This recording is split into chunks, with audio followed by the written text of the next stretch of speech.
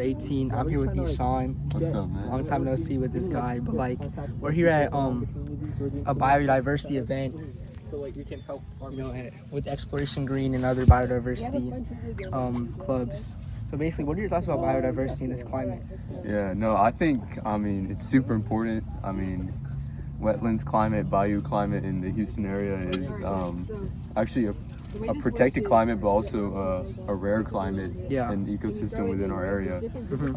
Just like thinking about the Texas region, there's a lot of development, a lot of city infrastructure being built. Actually, there's a lot of cities within the Houston area that are almost completely built out. They don't have any free lots, so I think it's super important, especially like working with the parks departments of the cities, to make sure we can preserve these environments, because these are environments that we want our kids to see. Regions that are specific to our culture, specific to our city, and I think that's really important. Yeah. So, with the kids, do you think it's a good idea to implement this in elementary schools? Yeah. No, I think education about our environment, our ecosystem, is really important. Not just to teach them about the importance of the ecosystem, but also to teach them about our community culture. Right. What's important about our city. What's important about who we are and how our geography dictates how we live, how our culture is.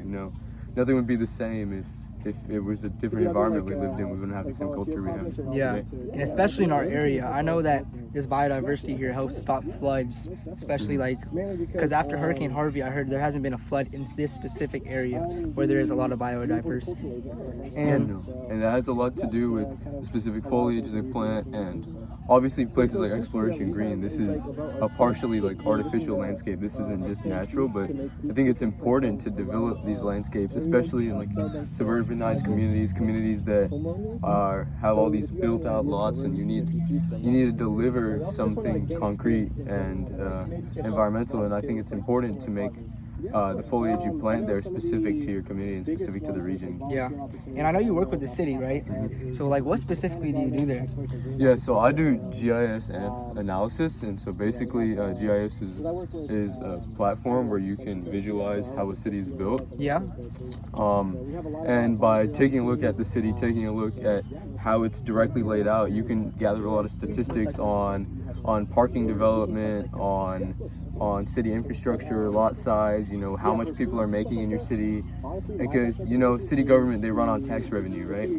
We're not just paid money, we get money from taxes, and our ability is that we want to deliver the best possible outcomes for our city. So anytime that we want to build a new highway or build a new building or a new neighborhood in a city, we as the city government have to do GIS analysis so we can see if this really does help the community. We gather the statistics, we put the buildings into the software and see if these buildings were here, would our city be the same? Will the city develop the same way that it is right now?